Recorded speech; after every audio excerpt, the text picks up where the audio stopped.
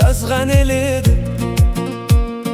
Ат үстінде күн өткізген бабалар, қиындыққа қайыспаған даналар, бостандықты биік ұстап әрқашан, ел қорғаған қайсар болған бабалар.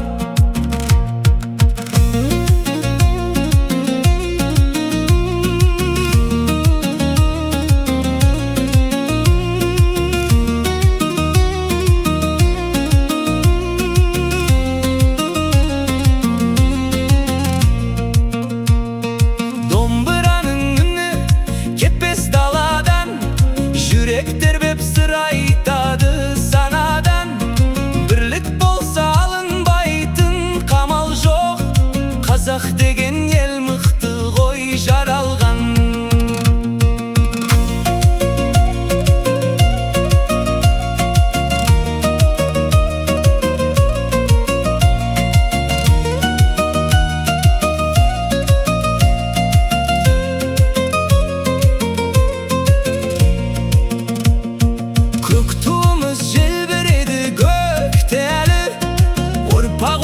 Жалғасады өткені, тамырымыз терең жатыр тарихта, мәңгі жасар қазақ елі тектегі.